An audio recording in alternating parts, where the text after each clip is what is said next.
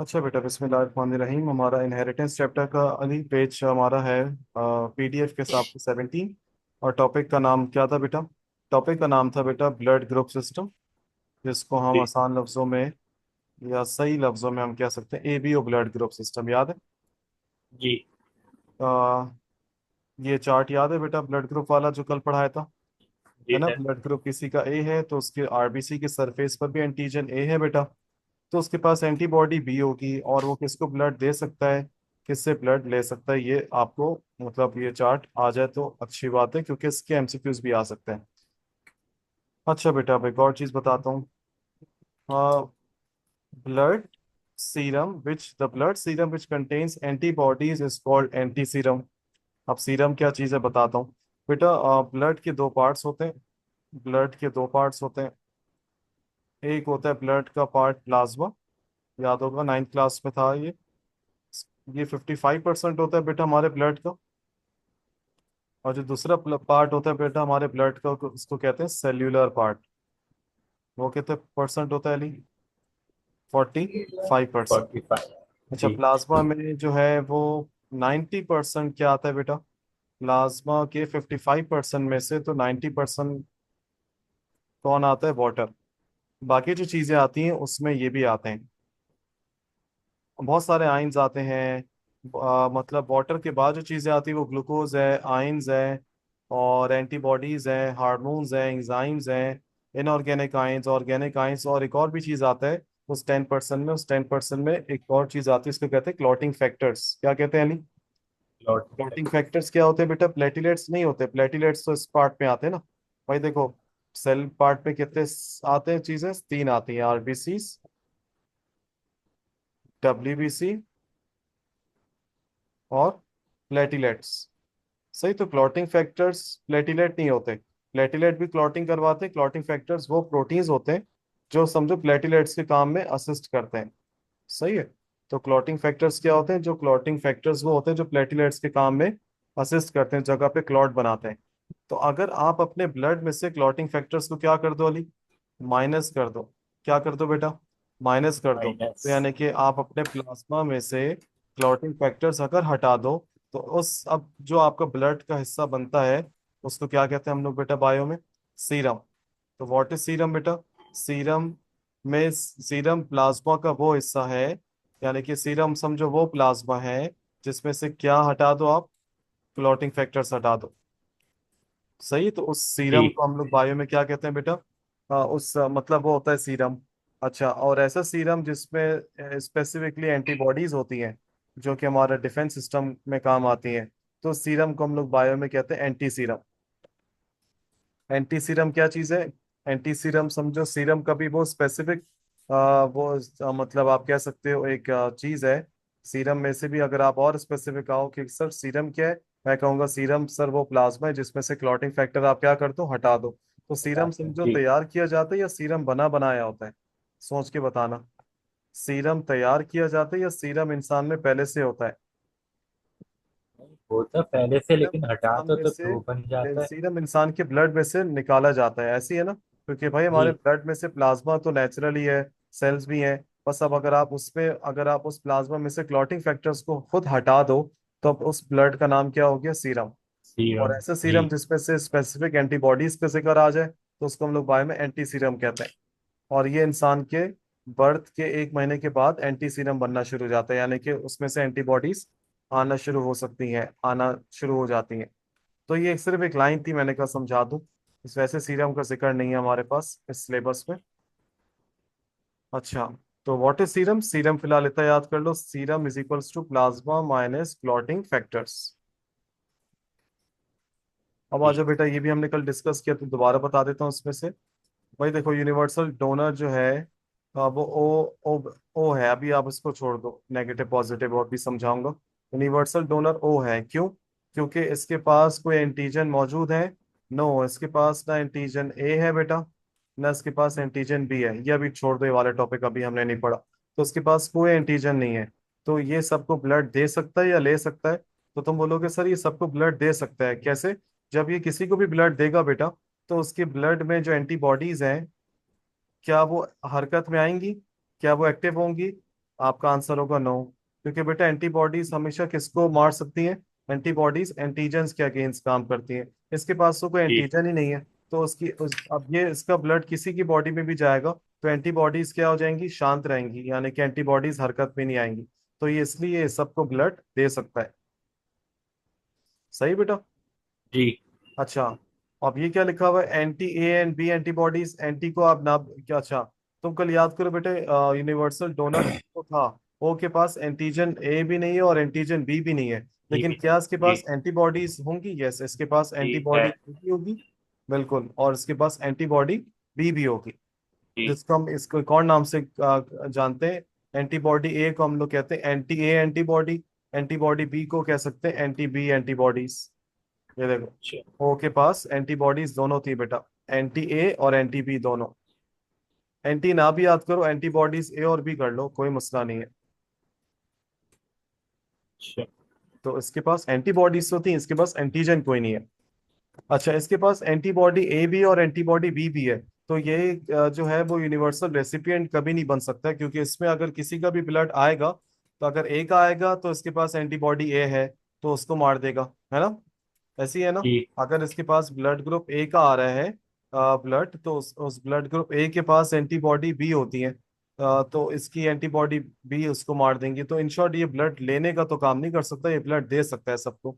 इसी तरह ये ए बी जो है बेटा वो यूनिवर्सल रेसिपिएंट है। इसके पास कोई एंटीबॉडी नहीं है, तो उसके पास किसी का भी ब्लड आ सकता है। ब्लड ग्रुप ए का आएगा, उसके एंटीजन्स हैं, कोई मसला नहीं है, इसके पास तो एंटीबॉडी नहीं है, तो ये किसी के एंटीजन को तंग नहीं करेंगी, तो ये सबसे ब्लड ले सकता है।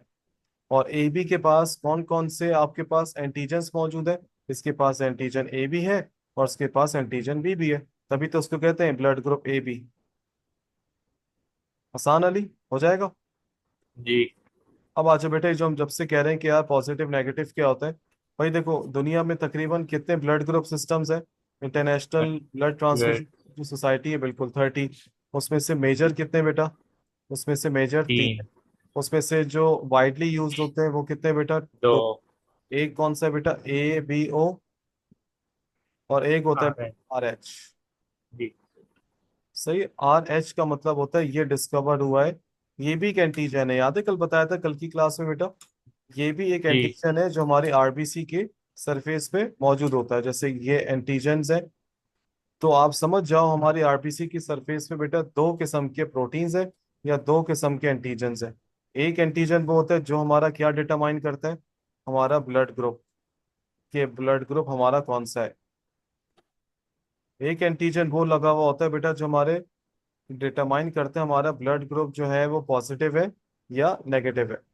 अगर ये एंटीजन मौजूद हुआ, अगर ये एंटीजन मौजूद हुआ तो हमारा ब्लड ग्रुप के आगे क्या लग जाएगा? पॉजिटिव। पॉजिटिव। अगर ये एंटीजन मौजूद नहीं हुआ तो कोई मसला नहीं, ब्लड ग्रुप के आगे नेगेटिव लग जाएगा। अच्छा, और याद करो अली, मैंने बताया था एंटीजन्स की नेचर क्या होती है? प्रोटीन या ग्लाइकोप्रोटीन? प्रोटीन। पूरा क्या था? ग्लाइकोप्रोटीन। प्रोटीन। सही है। जी अब ये वही चीज पढ़नी है, तो हम आज आज की क्लास में हम लोग आरबीसी के ऊपर मौजूद एक और एंटीजन जो कि ग्लाइकोप्रोटीन इन नेचर है उसको डिस्कस करें। ये हमारा ब्लड ग्रुप तो डिटरमाइन नहीं करता, ये पॉजिटिविटी और नेगेटिविटी देखता है। देखो, R H blood group system represented by positive और नेगेटिव। नेगेटिव। पॉजिटिव जी कब होगा? अगर ये एंटीजन मौजूद होगा ऑन आरबीसीज। नेगेटिव कब होगा? अगर ये एब्सेंट होगा। जी ये एंटीजन सबसे पहले कहाँ ऑब्जर्व हुआ बेटा? रेसिस मंकी, ये एक स्पीशी है। और इसके बारे में किसने बताया था हमें? लैंड स्टीनर साहब ने 1930s में।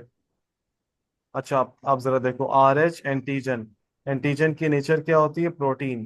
Protein protein. किससे मिलके बनता है बेटा? Amino amino acid acids. से। और पिछले चैप्टर में यानी कि क्रोमोसोम से डीएनए में बताया था, हर अमाइनो एसिड का कोई ना कोई क्या होता है बेटा? कोडॉन होता है, कोड होता है, याद जी है? और जी कोडॉन्स किस पे लगे हुए होते हैं बेटा? जीन्स पे। और जी हर जीन का कोई ना कोई क्या होता है बेटा? लोकस होता है क्रोमोसोम में। तो बेटा आर एच एंटीजन की जो प्रोटीन है उसके जो अमाइनो एसिड्स हैं, तो उसकी जो जीन है उसका क्रोमोसोम के अंदर जो लोकेशन है, उस लोकेशन का नाम क्या है? Locus D. क्या नाम है बेटा? D, locus D. Capital D, capital D. उसको पूरा जी बोलना क्योंकि स्मॉल डी भी है। दोबारा बताता हूँ, आर एच एंटीजन की जो जीन है उसकी जो क्रोमोसोम में जो लोकेशन है उस लोकेशन का नाम क्या है बेटा? Locus capital D. Locus capital D. सही। इंसान की जो पॉपुलेशन है बेटा, ह्यूमन पॉपुलेशन में इस जीन की दो अलील्स हैं, दो वैरायटीज हैं। एक है कैपिटल डी और एक है बेटा स्मॉल डी। समझ गए बेटा? जी। अच्छा। और कैपिटल डी कंप्लीटली डोमिनेंट है किसके ऊपर बेटा? स्मॉल डी के ऊपर। स्मॉल डी है। सही, चलो ठीक है, ये भी हम देखते हैं। जीनोटाइप क्या क्या बन सकते हैं इसका बेटा? एक जीनोटाइप जिसका पॉसिबिलिटी ये बन सकती है कैपिटल डी। दूसरी कौन सी बनी? Small D small D. तो सर कैपिटल डी कौन सी कंडीशन होगी बेटा? होमोजाइगस डोमिनेंट या होमोजाइगस रिसेसिव? आप बोलोगे सर ये होमोजाइगस डोमिनेंट। Homozygous dominant. जब हो ये दोनों ही कैपिटल डी होता है हमारे पॉपुलेशन में, सॉरी एक इंसान के अंदर, अगर इसका जीनोटाइप इस तरह है, तो क्या ये एंटीजन बनाएगा आर एच एंटीजन? आप बोलोगे यस बिल्कुल बनाएगा। आर एच एंटीजन बनेगा तो पॉजिटिव साइन आएगा या नेगेटिव आएगा? आप बोलोगे पॉजिटिव। पॉजिटिव आएगा। ये हो गया एक जीनोटाइप। दूसरा जीनोटाइप क्या है बेटा? Capital D small D. इसमें भी कौन जीत रहा है? As we have discussed earlier. Capital D. D बिल्कुल is completely dominate over small D. याद है जी। इस लॉ का नाम क्या था? मेंडल्स के लॉ ऑफ डोमिनेंस। जी। लेकिन मेंडल लॉ तो हम नहीं पढ़े अभी, हम तो उसके एक्सेप्शंस पढ़े।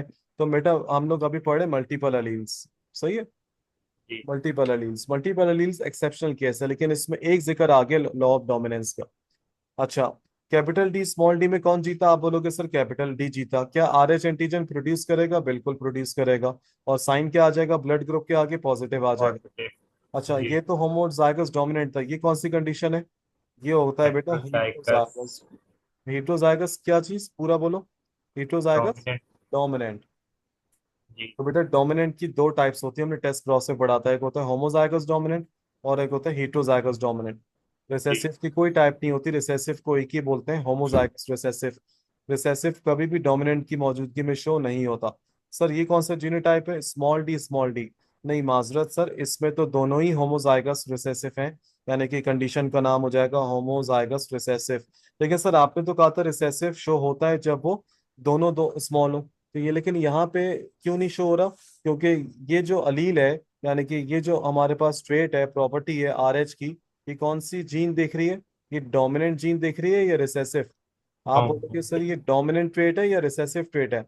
डोमिनेंट ट्रेट है। डोमिनेंट। तो यानी कि अगर बेशक होमोजाइगस रिसेसिव शो हो जाता है, लेकिन यहाँ पे शो नहीं होगा। दोबारा बताता हूँ। अगर हम वैसे ही बोले ना कि यार इसमें कौन जीता, मैं बोलूंगा सर कैपिटल डी जीता।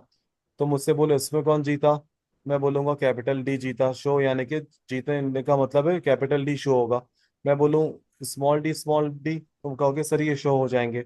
लेकिन शो होने के लिए भी कौन सा ट्रेट होना चाहिए? Recessive trait. ये जो हम जो पूरा टॉपिक पढ़ रहे हैं आज का, R H antigens, are H antibodies, R H antigens का, ये कौन सी जीन देख रही है? ये देख रही है जीन तो डोमिनेंट जीन। ये जी। एक डोमिनेंट जी। ट्रेट है। तो डोमिनेंट ट्रेट में कभी भी रिसेसिव अगर सेम भी हो जाए, होमोजाइगस रिसेसिव, वो शो नहीं होते। तो बेशक यहाँ पे स्मॉल डी है, होमोजाइगस रिसेसिव है, लेकिन ये फिर भी एंटीजन प्रोड्यूस करेगा या नहीं? आप बोलोगे नहीं प्रोड्यूस करेगा, क्योंकि ये जो ट्रेट है, ये जो करेक्टरिस्टिक है, प्रॉपर्टी है आर एच की, ये डोमिनेंट जीन देखती है, रिसेसिव नहीं देखती। सही है। तो इसका स्मॉल डी चूंकि कोई आर एच एंटीजन प्रोड्यूस नहीं करी, तो ये नेगेटिव हो जाएगा या पॉजिटिव? नेगेटिव। समझ गए अली? यहाँ तक समझ आ जी। गया बेटा? जी। अच्छा, अब जरा देखो ये क्या लिखा हुआ है। एक है बेटा पर्सन एक्स, एक है बेटा person Y. Person X recipient है, पर्सन वाई क्या है बेटा? डोनर है। डोनर। अच्छा। डोनर के पास आर एच एंटीजन है, क्योंकि इसके पास क्या लगा हुआ है? आर एच पॉजिटिव लगा हुआ है। और इसके पास आर एच एंटीजन है या नहीं है? तुम बोलोगे नहीं। सर इसके पास आर एच एंटीजन नहीं है। जब इसने इसको ब्लड दिया, यानी कि पर्सन वाई ने बेटा ब्लड दिया पर्सन एक्स को, तो देखना जरा क्या हो जाएगा। पर्सन एक्स की बॉडी में आर एच एंटीजन नहीं था, पर्सन वाई की बॉडी में आर एच एंटीजन है। तो जब इसके एंटीजन्स इसकी बॉडी में जाएंगे, तो पर्सन एक्स की बॉडी समझेगी यार ये तो कोई खतरनाक एंटीजन आ गया है। तो वो उसको एज अ फॉरेन समझ के इसके खिलाफ क्या पैदा करना शुरू कर देगी बेटा? Antibody. Antibodies. Very good. Sorry, इस एंटीबॉडीज का नाम क्या होगा? Anti R H D R H antibodies. Anti. Anti R H का मतलब किसके खिलाफ? इसके खिलाफ। जी। इसके खिलाफ पैदा करना शुरू कर देगी एंटीबॉडीज। और ये तो फिर क्या क्या हो जाएगा, सेल्फ जमा होना शुरू हो जाएंगे। और मैंने यहाँ पे इमोजी बनाया हुआ है सैड, यानी कि खतरनाक रिएक्शन आएगा, ये पॉजिटिव साइन है। ये एक रिएक्शन आ जाएगा, इसको कहते हैं रिएक्शन हो जाना। जी समझ गए या नहीं? यानी कि पर्सन एक्स की बॉडी में रिएक्शन हो जाएगा। क्यों? क्योंकि उसकी बॉडी में तो कभी आर एच एंटीजन था ही नहीं। उसकी बॉडी जी में सेल्फ और नॉन सेल्फ यानी कि दुश्मन और दोस्त का कॉन्सेप्ट नहीं था। तो जब आने के पर्सन वाई ने कोई गलत काम नहीं किया। पर्सन वाई ने तो भाई एक इंसानियत के नाते उसको ब्लड दिया है। लेकिन उसके पास जो एंटीजन्स था, जब पर्सन एक्स के पास जाएगा, तो वो उसकी एंटीबॉडीज बनना शुरू हो जाएंगी उस पर्सन वाई के खिलाफ, एज अ फॉरेन समझ के, जबकि वो कोई खतरनाक काम नहीं है। तो इसलिए कहते हैं कि बेटा जब ब्लड ग्रुप दो, तो इवन पॉजिटिव और नेगेटिव भी मैच करना चाहिए। यानी कि अगर मेरा बी है और तुम्हारा भी बी है, लेकिन अगर मैं तुम्हें ब्लड दे रहा हूँ, तुम्हारी बॉडी में रिएक्शन आ रहा है, तो इतना कोई खतरनाक काम नहीं है। देखो, ब्लड ग्रुप में खतरनाक काम होता है या आर एच में खतरनाक काम होता है? जो जो डेथ के चांसेस होते हैं ना बेटा, जो खतरनाक रिएक्शंस आते हैं, वो ब्लड ग्रुप्स में आते हैं।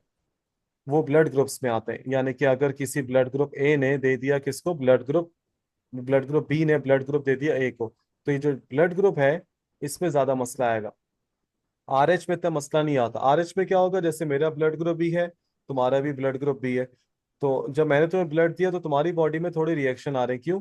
वो बाद में पता चला कि मैं बी पॉजिटिव था, तुम क्या थे, बी नेगेटिव थे। नेगेटिव। तो जी आर एच से इतना मसला नहीं होता। लेकिन प्रेगनेंसी में मसला आता है, प्रेगनेंसी में मसला आता है। वैसे अगर कोई एडल्ट्स में हो तो इतना मसला नहीं है, फिर भी हम लोग कहते हैं कि आप अवॉइड करो। तो याद रखना बेटा, ये लाइन ऊपर मैंने वही लिखी हुई है, एंटी आर एच एंटीबॉडी। यानी कि इसके अंदर, अगर आप चाहते हो किसी इंसान के अंदर एंटी आर एच एंटीबॉडी बन जाए, तो समझ जाओ उसके अंदर एक स्टिमुलस आना चाहिए, उसके अंदर एक चेंज आना चाहिए। उस इंसान के अंदर आप कौन सी एंटीबॉडी एंटीजेंस डालने शुरू कर दो, आर एच एंटीजेंस के। तो आर एच एंटीजन जैसे ही उस इंसान के अंदर जाएगा जो आर एच नेगेटिव है, तो उस इंसान के अंदर कौन सी एंटीबॉडीज बनना शुरू हो जाएंगी, एंटी आर एच शाबाश। एंटीबॉडीज। तो याद रखना जी बेटा, तो पर्सन वाई ने उसके अंदर, पर्सन एक्स के अंदर क्या पैदा करना शुरू कर दी अपने खिलाफ, एंटी आर एच एंटीबॉडीज। तो पर्सन वाई एज अ क्या काम कर रहा है बेटा, person Y as a stimulus काम कर रहा है। स्टिमुलस क्या होता है? जिसकी वजह से कोई ना कोई क्या आ जाए बेटा, चेंज आ जाए। जी अब एक बहुत मशहूर बीमारी है और एक बहुत मशहूर टॉपिक है बेटा। इस टॉपिक का नाम है एरेथ्रोब्लास्टोसिस फिटेलिस। एरेथ्रोब्लास्टोसिस फिटेलिस। फिटेलिस का मतलब है बेटा, ये बात हो रही है फीटस की, यानी कि अभी बच्चा जो है वो पैदा हुआ नहीं है। सही है। सिस का मतलब होता है बेटा प्रोसेस। सिस का मतलब क्या है ली? प्रोसेस। प्रोसेस। ब्लास्ट का मतलब है अभी कौन सी स्टेजेस की बात हो रही है, अभी एम्ब्रियो या फीटस की क्या हो रही है बेटा, डेवलपमेंट।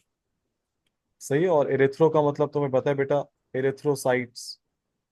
एरिथ्रोसाइट कौन से सेल का नाम होता है बेटा, आरबीसी। आती। जी आरबीसी का एक और नाम होता है बेटा एरिथ्रोसाइट। अब जरा देखना बेटा फड्डा क्या है। अ, अगर एक वुमेन जो कि आर एच नेगेटिव है, यानी कि उसके पास आर एच एंटीजन है या नहीं है, उसके नहीं पास आर एच एंटीजन नहीं है, नहीं। उसने एक ऐसे मर्द से शादी करी जो आर एच पॉजिटिव है, गौर से सुनना, ये क्लिनिकल कंडीशन है। If an R H negative women, जिसके पास आर एच एंटीजन नहीं है, उसने एक ऐसे इंसान से शादी करी जो आर एच क्या है बेटा, पॉजिटिव है, जिसके पास आर एच एंटीजन है, तो अब उसके जो बच्चे हैं वो किस पे जाएंगे, यानी कि उनमें कौन सा ट्रेट आएगा, पॉजिटिव या नेगेटिव, ये सोचो। अभी बताया था थोड़ी देर पहले। क्या लगता है बच्चों पे कौन सा ट्रेट आएगा, पॉजिटिव या नेगेटिव? नेगेटिव। नेगेटिव नहीं आएगा, पूछो क्यों? क्योंकि क्यों? आर एच का जो वो जो ट्रेट है, प्रॉपर्टी है, वो कौन सी जीन देख रही है, डोमिनेंट या रिसेसिव? डोमिनेंट। Very good. यानी कि अब्बा जो है इनके पास आर एच पॉजिटिव है, यानी कि अब्बा के पास, बल्कि मैं तुम्हें अलग से समझाता हूँ। देखो आसान है, समझ आ जाएगा, मसला नहीं है।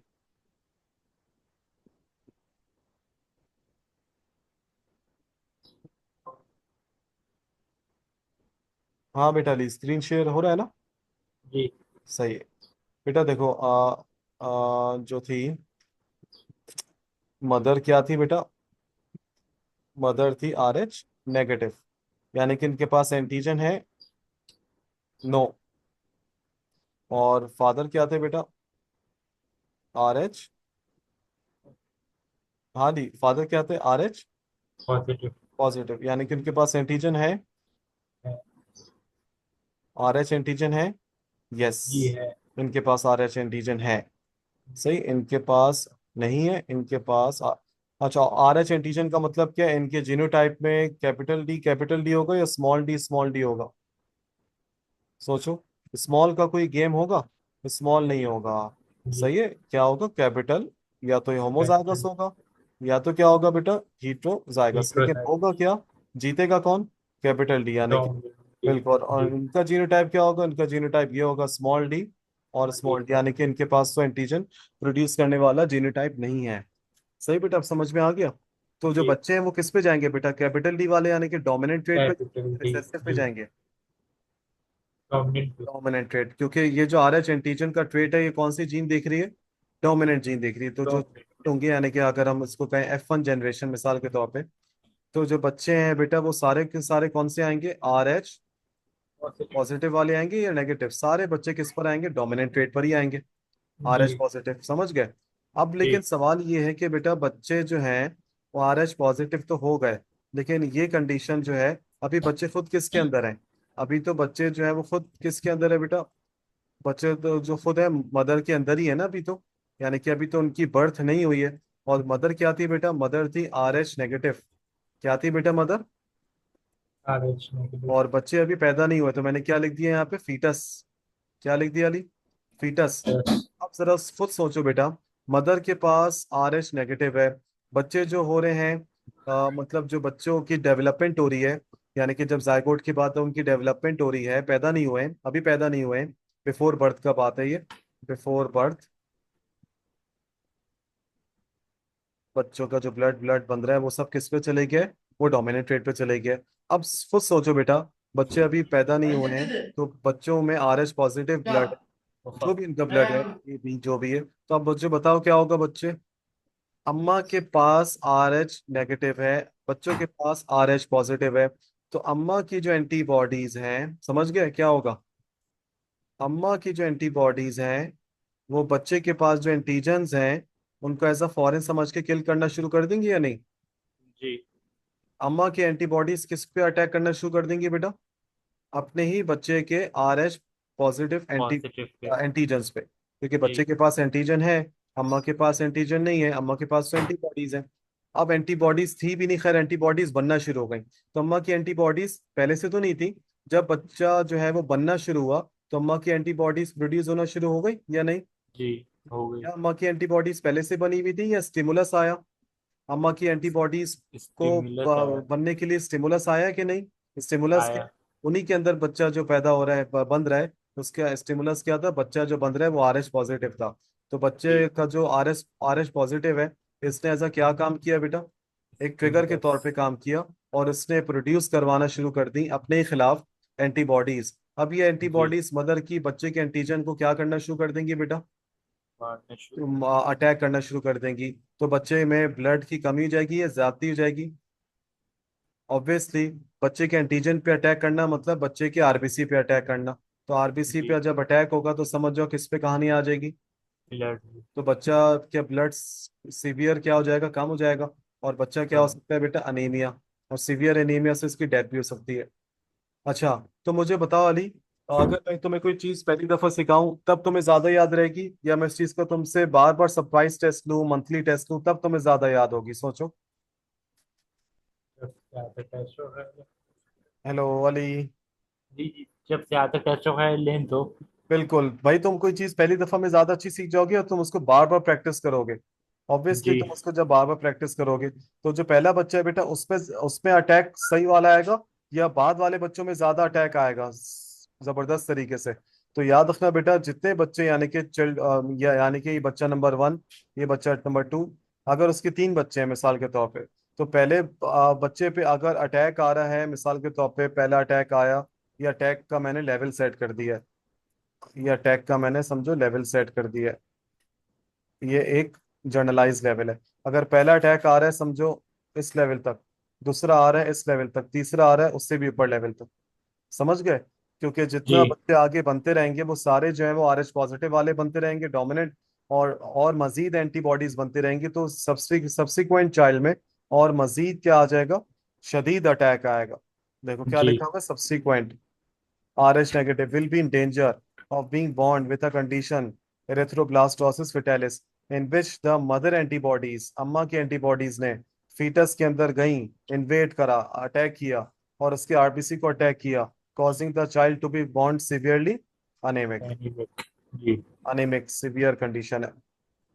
लेकिन इस कंडीशन का भी साइंस से तकरीबन क्या कर लिया अली, थोड़ा सा समझो, प्रिवेंशन कर लिए। अब जरा प्रिवेंशन सुनो। अब बेटा प्रिवेंशन क्या है, प्रिवेंशन क्या है, क्या हम इसमें प्रिवेंट किस तरह कर सकते हैं अली? हम इसको प्रिवेंट इस तरह कर सकते हैं, अम्मा की एंटीबॉडीज बनने से रोका जा सकता है कि नहीं? हाँ, अगर अम्मा की एंटीबॉडीज ना बने तो वो अटैक नहीं करेंगी, अटैक नहीं करेंगी तो बच्चे की जान बच सकती है। तो बेटा अम्मा की एंटीबॉडीज को रोकने के लिए अम्मा को इंजेक्शंस एडमिनिस्टर किए जाते हैं। तो इन जी। इंजेक्शन से क्या हो जाता है, अम्मा की एंटीबॉडीज नहीं बनती, prevent the formation of antibodies by the pregnant lady. समझ गए लिया? जी। तो ये होती है कंडीशन। अच्छा, ये तो वही हो गया। अब अगर ये जो मैं कह रहा हूँ कंडीशन हो जाती है रेथ्रोब्लास्टोसिस फेटालिस में, इसमें क्या क्या हो जाता है देखो, अगर ये सीवियर हो जाए तो इसमें आपको एबॉर्शन तक करवानी पड़ती है बच्चे की, क्योंकि सीवियरली अनेमिक बच्चा कैसे जिंदा रहेगा? सही है। और अगर एबॉर्शन ना होने यानी कि जाया नहीं हो जाए बच्चा, तो उसमें क्या क्या मसले आ सकते हैं, जरा पढ़ो वाली क्या लिखा हुआ है। लिवर बड़ा हो सकता है, लीवर। Spleen spleen. इनलार्जमेंट हो सकता है। क्यों? क्योंकि उसके अंदर हीमोलाइटिक अनीमिया चल रहा है। हीमोलाइटिक अनीमिया का मतलब ऐसा अनीमिया जिसमें आरबीसीज बहुत ज्यादा लाइसिस हो रहे हैं, टूट रहे हैं, उसका हीमोग्लोबिन जी। ब्रेक डाउन हो रहा है, हीमोग्लोबिन ब्रेक डाउन हो रहा है तो अनीमिया हो रहा है। अच्छा, हीमोग्लोबिन क्यों टूट रहा है? क्योंकि आरबीसीज टूट रहे हैं। आरबीसीज टूटने की वजह से वो जो आपके बाइल पिगमेंट्स होते हैं, बिलीरोबिन, बिलीवर्डिन, उनका लेवल एबनॉर्मली तौर पे आपकी बॉडी में क्या आ जाएगा, बढ़ जाएगा। बढ़ जाए। जी। उनका लेवल बढ़ेगा तो नर्वस टिश्यू डैमेज होगा, स्किन खराब हो रही है। आप हमारी आंखों का जो व्हाइट पार्ट होता है उसको कहते हैं स्क्लेरा, वहां पे येलोइश स्पॉट्स आते हैं, यानी कि जॉन्डिस वाली कंडीशन हो जाती है। तो सीवियर जी। एनीमिक कंडीशन में यही सब मसले होते हैं। वो जो हमने कहा था ना, बिलिरुबिन का लेवल बढ़ जाता है। अगर जी। बिलिरुबिन का लेवल बहुत ज्यादा बढ़ गया तो क्या होगा? वो कह रहे हैं कि जो अनकॉन्जुगेटेड बिलिरुबिन है, सिंपल जो बिलिरुबिन होता है, वो हमारा ब्लड और ब्रेन, यानी कि हमारे ब्लड से होता हुआ ब्रेन उसके बैरियर को क्रॉस करता हुआ चले आता है, as it is lipid soluble unlike the water soluble. और ये वहां जाने के बाद जो है वो क्या हो जाता है, अच्छा, जो वाटर सॉल्युबल सब्सटेंसेस होते हैं ना, याद रखना, वो कभी भी हमारे ब्लड के ब्रेन के बैरियर को क्रॉस नहीं करते, क्योंकि वहां पे मेम्ब्रेन होती है, इसको कहते हैं फॉस्फोलिपिड बाइलेयर। याद करो जी। First year. जी। जी। फॉस्फोलिपिड बाइलेयर में हमेशा वाटर सॉल्युबल चीजें नहीं जा सकती, लिपिड सॉल्युबल जा सकती हैं। तो जब हमारी बॉडी में बिलिरुबिन बहुत ज्यादा हो जाता है तो ये अनफॉर्चुनेटली हमारे, और इसकी नेचर भी लिपिड होती है, तो ये आराम से ब्लड ब्रेन बैरियर को क्रॉस कर जाता है और वहां जाने के बाद डिपॉजिट हो जाता है ब्रेन टिश्यू में। और वो एक जगह होती है हमारे ब्रेन में, बेसल गैंग्लिया। समझो अगर ब्रेन इस तरफ है, इस तरह है पूरा ब्रेन, तो ये बेसल गैंग्लिया इस तरह होता है, यानी कि हमारे फोर ब्रेन के नीचे और मिड ब्रेन के टॉप पर। तो यहाँ जी। पे बेसल गैंग्लिया में डिपॉजिट हो जाता है और वहां से ये बहुत सारी मेंटल इश्यूज कॉज कर सकता है। देखो कितना खतरनाक है। क्या कर देता है इन द ब्रेन, बिलिरुबिन का जो हाई लेवल है वो हमारे माइटोकॉन्ड्रिया के एंजाइम्स को इनहिबिट कर देता है, इसी तरह प्रोटीन प्रोडक्शन को रोक देता है, और जो न्यू बॉन्ड्स हैं उनमें सीवियर जॉन्डिक्स आ जाता है। इसको कंडीशन को कहते हैं बिलिरुबिन इंसेफेलोपैथी। न्यू बॉन्ड्स में जो सीवियर जॉन्डिक्स हो जाता है, और ये हमारे ब्रेन में इरिवर्सिबल डैमेज कॉज कर सकता है, यानी कि ऐसे डैमेज जिनका कोई इलाज नहीं है। और इस कंडीशन को जी। कहते हैं kernicterus. Kernicterus. Kernicterus is what? Kernicterus is irreversible damage to the brain. And what is bilirubin encephalopathy? It is the jaundice in newborns due to high level of bilirubin. जी। तो आप देखो मतलब इरेथ्रोब्लास्टोसिस फिटेलिस अगर prevent ना किया जाए तो ये सब मसले हो रहे हैं। ठीक है, नहीं यहाँ तक समझ में आया बेटा? जी सर। हाली बस मैं तुम्हें 10 मिनट पे लिंक सेंड करो बेटा दोबारा। सही, क्योंकि अब हमारे सही। पास टॉपिक अलग है बिल्कुल, उसको साथ कंटिन्यूएशन में नहीं ला सकते। 1 मिनट में टॉपिक पहले बता देता हूँ तुम्हें। 1 मिनट बेटा। इस टॉपिक का नाम है अली हमारे पास, ये है बेटा, पहले वाला पढ़ेंगे, सेक्स डिटर्मिनेशन इन ह्यूमंस। सही, मैं तुम्हें लिंक सेंड कर रहा हूँ दोबारा। सही। ओके बेटा।